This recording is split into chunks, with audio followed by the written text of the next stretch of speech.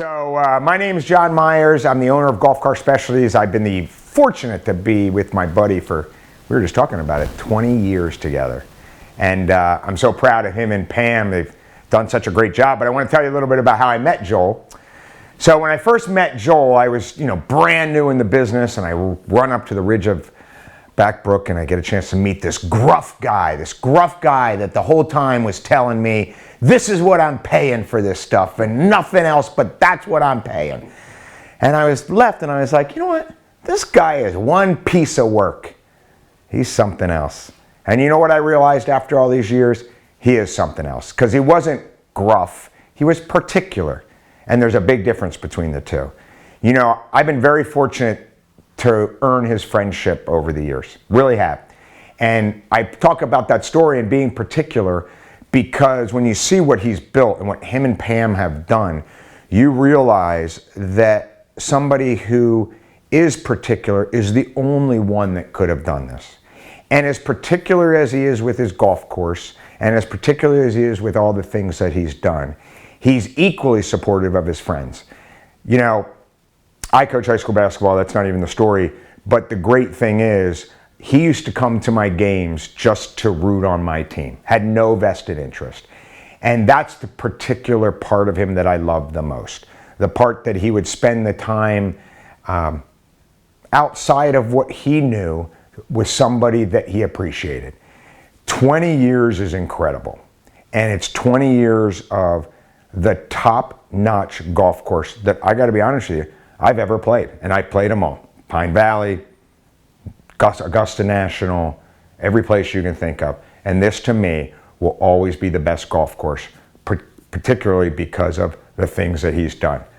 Joel, great job. Pam, really proud of you. Most often, Pam, because you actually were with Joel this long, but also the golf course.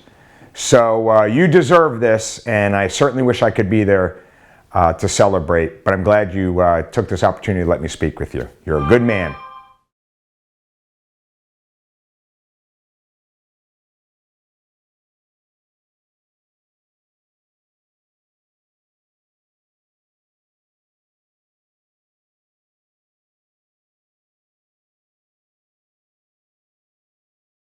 Good evening. My name is Tom Bracken. I am the current president and CEO of the New Jersey State Chamber of Commerce. But in a former life, I was the president and CEO of Sun National Bank, and that's where I first was introduced to Joel and Pam Moore.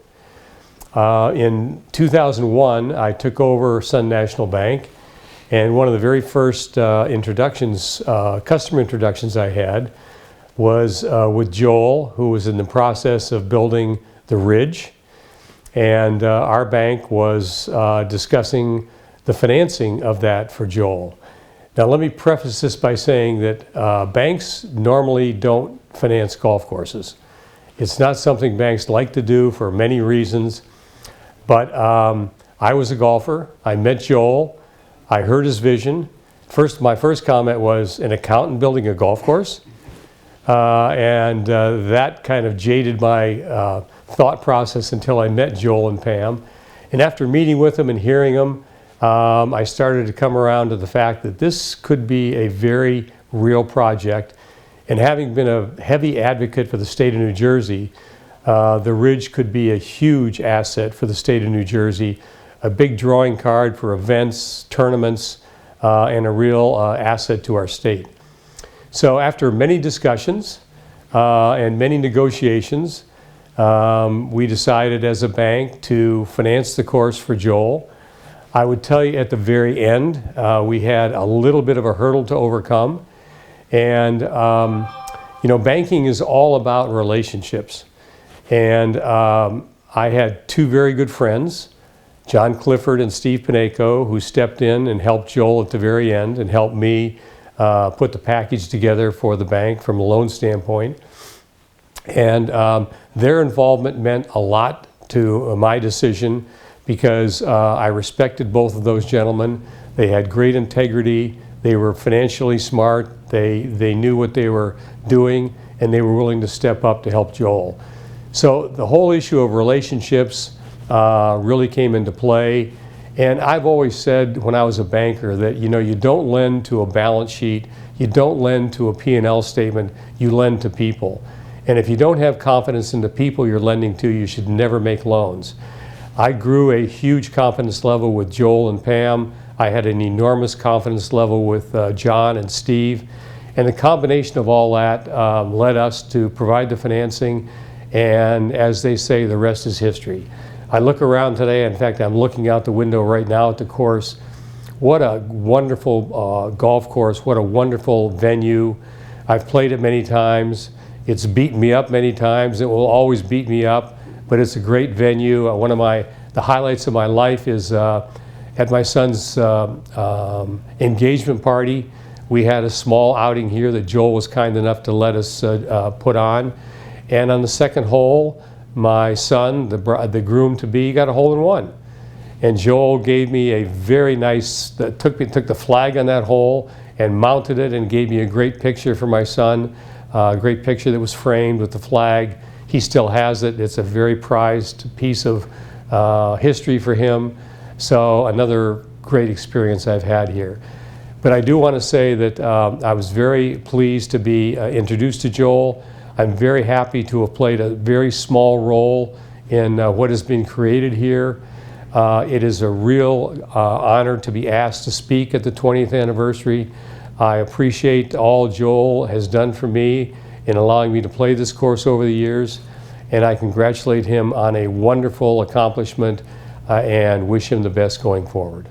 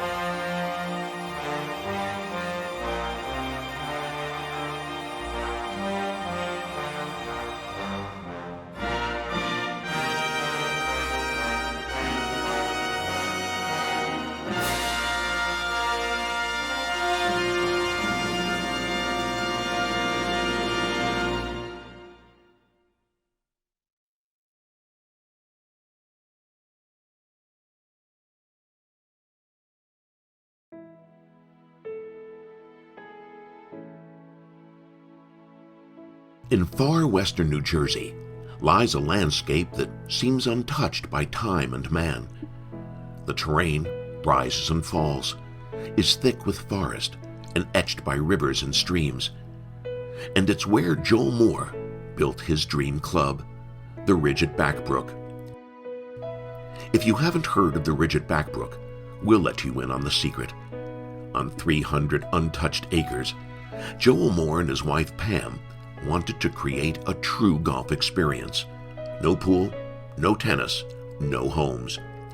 A golf oasis casual in atmosphere, but serious about the game. They considered only one architect, Tom Fazio. The course opened in 2002 to raves and awards, and yet most people still haven't heard of it. They don't know what they are missing. Fazio made every hole special, incorporating the rolling hills, trees, a large lake, and 3 ponds. He crafted a challenging test that is bold as well as beautiful. And in typical Fazio fashion, the course looks as if it's been on the site for many years. The fairways are wide, but the constant movement of the land means golfers will face a variety of slopes and lies. Bunkers are few, but those that do appear are large, deep, and carefully positioned to make golfers think. The stiffest defense at the Ridge are its greens. They are big, deceptive, and always in perfect condition. There really is a ridge at the Ridge at Backbrook. Veins of barn red shale, exposed during construction, add color and thrills to a number of holes on the course. At the par 5 7th, it splits the wide fairway and forces players to choose a side. At the par 3 8th, the red rock forms a 100-foot high wall behind the green, while on top of the wall sits the 17th green, teetering at the cliff's edge. And at the par 5 5th and 18th holes, the red shale creates a dramatic backdrop on approach shots to these greens. And there really is a back brook. It weaves in and out of the course, angling into play with the ability to drown the best of intentions if not shown the proper respect. The final hole is just one example where the meandering stream protects a wide yet shallow green nestled on a shelf above the flowing water. The exhilaration of the round carries into the Mountain Lodge-style clubhouse. Grand in design, it is intimate and comfortable inside, with a welcoming bar and restaurant, handsome, fully appointed locker rooms, and quiet corners, ideal for friendly conversation and recounting rounds just finished. Steps away is an expansive practice area with bunkers, short game areas, and 2 putting greens. The broad driving range, the kind a real golf club should have, has multiple target greens, bunkers, and fairway-like targets. There's also a separate teaching tee. The Ridge at Backbrook is private golf at its best, a club that revels in its natural beauty. As Tom Fazio put it, golfers will be shocked by the natural beauty and drama of this course. Just when you think you've played the best 9 holes you've ever played, you step up to the 10th tee and it starts all over again. This is the Ridge at Backbrook, a hidden gem among the best courses in America, where golfers passionate about the game should be playing.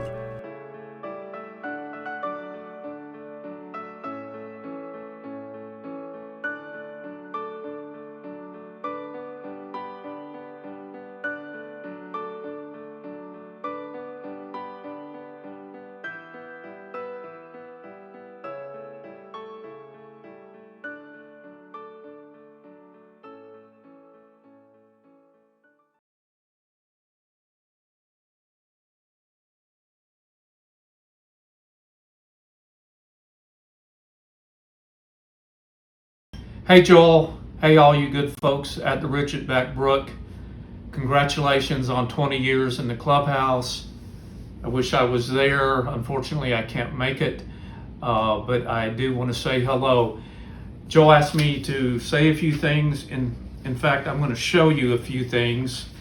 Back in the day, this is how we drew, and this is a sketch of mine that I like that shows the bar area of the clubhouse, hand drawn.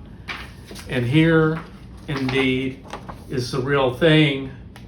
It's one of my favorite spaces at the clubhouse, the bar area. A couple more. You know that the clubhouse is built out of lodgepole pine almost entirely. It was fun to have that as something to design from. Another one of my favorites that shows the entry structure and the magnitude and size of those pines. When I talk about the clubhouse to my friends, and more specifically and more importantly to my wife and son and daughter, it is one of the projects I'm very, very proud of. I use a couple words. One of the words is brave. It was a brave endeavor to take on a large clubhouse that's almost entirely lodgepole pine and rustic when no one else was doing that sort of thing back in 2000. And the other word I would use is honesty. The club and the building is built almost entirely from this structure. It has structural integrity. Where did that come from? It came from a good merger of the client, Joel, and myself deciding that we wanted to do this right, and we wanted to give a lot of drama to the clubhouse. I think we're both very, very proud of it. Well, enough of that. I want you to go have a good time, enjoy your dinner. Again, I wish I was there someday, but have a good evening. Thank you.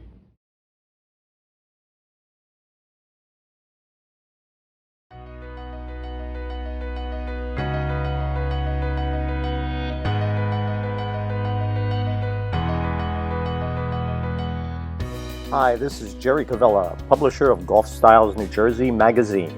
In this edition of our Golf Styles Minute, we take an inside look at the Ridge at Back Brook. This exclusive Tom Fazio designed masterpiece is located in the heart of the Garden State, in the rolling hills of Ringoes, New Jersey. This one-of-a-kind track is for the passionate golfer who is looking to experience one of the world's best courses. Through the commitment of owner Joel Moore, the Ridge works diligently on maintaining PGA-type tournament condition each and every day. Add a world-class practice facility and a spectacular one-of-a-kind clubhouse, and you have a match made in golf heaven. As the Ridge celebrates its 20th year, ownership is extending a special anniversary membership, a wonderful package that perfectly matches the needs of the golf purist. Our recommendation? If you are looking for one of the finest golf experiences in the region, you will want to check out the Ridge at Back Brook. For Golf Styles magazine, this is Jerry Cavella.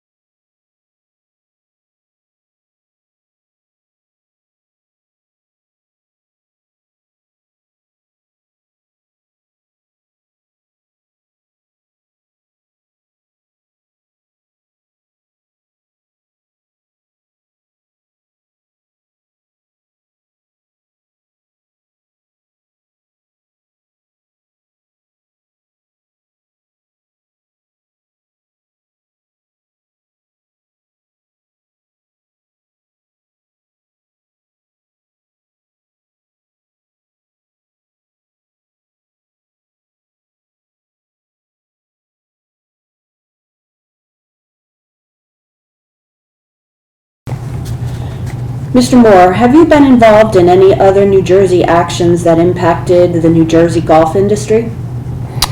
In 2006, I represented the New Jersey golf industry regarding a New Jersey sales tax matter. The New Jersey Division of Taxation proposed to charge sales tax on all New Jersey revenues, including initiation fees, membership dues, and membership fees. I was successful in getting a portion of annual dues classified as social activities and thus not subject to New Jersey sales tax. Mr. Moore, have you represented the New Jersey golf industry in any other actions or matters? Yes. When former Governor Christie was elected, he formed the Red Tape Committee, which brought together leaders from many New Jersey industries together to discuss unfair regulations and policies that existed in New Jersey that were adversely impacting New Jersey businesses. I testified on behalf of the New Jersey golf industry before the Lieutenant Governor and her committee. I made recommendations on how New Jersey should either streamline or eliminate various regulations and policies that pertain to the golf industry. Mr. Moore, were you involved in getting New Jersey golf courses reopened after the governor closed all golf courses last spring due to the pandemic? Yes. Initially, I took a back seat and let the other New Jersey golf associations and their representatives try to get golf courses reopened. However, it appeared to me that their letters were not being addressed in a timely manner, and that it was important that owners of New Jersey golf courses get directly involved, as it was the owners who were suffering losses and were the responsible entities. On behalf of the New Jersey Golf Course Owners Association, I began communicating via letters, emails, and phone calls to the governor's office, coordinated communications through a lobbyist to the governor's staff, and began a series of communications to all New Jersey senators, assemblymen, and assemblywomen requesting their support, knowing that they all had golf courses in their districts. A set of guidelines was formulated by myself, our president of the New Jersey Golf Course Owners Association, Dave Wissenda, and a couple of New Jersey golf course owners. I then presented these guidelines to the governor's staff and the same list of senators and assemblymen and women. I also appeared on CBS News Television and Fox and Friends Television, and a couple of hours after appearing on Fox and Friends, the governor announced through an executive order that golf courses could reopen in less than 72 hours on May 2nd. Mr. Moore, were you involved in getting any of the mandated restrictions reduced or modified? Yes, several restrictions made it very difficult for courses and golf clubs to be successful, including the 16-minute tee times, single occupancy in each golf cart, and closing of clubhouses were at the top of the list. Courses were having trouble turning over their golf carts due to the 16-minute tee times, resulting in revenues being decreased by at least 50%. Also, the inability to promote food and beverage, either indoors or outdoors, was really adversely impacting golf clubs.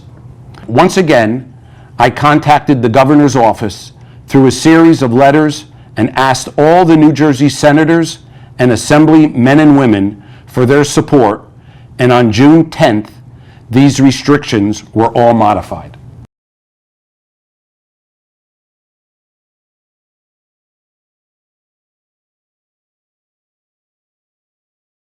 Hello, my name's Joel Moore. I'm the owner and developer of the Ridge at Backbrook, located in Ringgoes, New Jersey. Some of my experiences and responsibilities in the golf industry have included being the vice president of the New Jersey Golf Course Owners Association for the past 15 years. In addition, I assisted in the formation of the New Jersey Golf Pack and have been its president since its inception in 2007. I would like to thank the National Golf Course Owners Association for naming me the recipient of the very prestigious Paul Porter Award. I would also like to thank the National Golf Course Owners Association for their ongoing support of course owners and managers and their regular updates and information from Ronnie Miles as well as others. Thank you.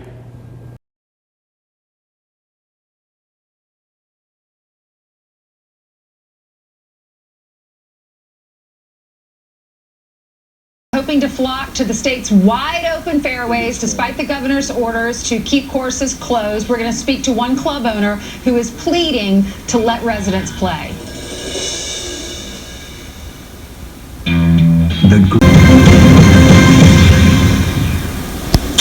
Well, golf courses are shut down in the state of New Jersey, and the golf courses now are pleading with Governor Phil Murphy to let them reopen with proper safety precautions. Joining us right now is Joel Moore, Vice President of the New Jersey Golf Course Owners Association and owner of the Ridge at Backbrook. Good morning to you, Joel. Good morning, Steve. How are you? I'm doing okay. Why won't Governor Murphy allow the golf courses of New Jersey to open? Because they are open in nearby Connecticut and New York and Pennsylvania and Rhode Island, and those are the other states as part of this alliance. Everybody's open except Jersey. That is correct. And no one really knows the reason. We have been sending and communicating with the governor and his office. They have said over the last couple of months that their two most critical concerns are social distancing and congregating.